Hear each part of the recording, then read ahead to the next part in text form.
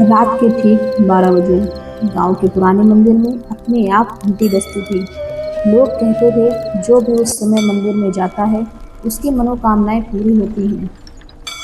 लेकिन कुछ खोकर गांव में एक गरीब युवक रहता था। उसका नाम विवेक था। विवेक बहुत दुखी था। उसकी माँ कई दिनों से बीमार थी। डॉक्टर ने जवाब दे दिया था। एक दिन उसने तय किया कि आज रात में मंदिर जाऊंगा, चाहे कुछ भी हो जाए।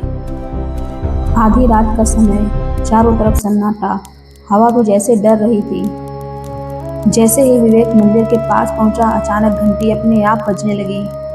उसका दिल जोर जोर से धड़कने लगा, लेकिन माँ की याद ने उसके डर को हरा दिया। वह धीरे धीरे मंदिर के अंदर गया। अंदर कोई नहीं था, बस शिवलिंग के पास एक दीपक जल रहा था। विवेक रोते हुए बोला, भोलेनाथ मेरी माँ को बचा लो, मैं कुछ भी देने के तैयार हूँ। तभी पीछे से एक आवाज आई, क्या सच में कुछ भी? विवेक ने पीछे मुड़कर देखा। वहां एक साधु खड़ा था, जिसकी आंखें अजीब सी चमक रही थी। साधु बोला, अगर मैं तेरी माँ को ठीक कर दूं, तो तुझे अपनी सबसे प्यारी चीज छोड़नी होगी। विवेक बिना सोचे बोला, मुझे मंजूर है। साधु मुस्कुराया और गायब हो गया। अगली सुबह विवेक घर पहुंचा तो देखा उसकी माँ बिल्कुल ठीक बैठी थी।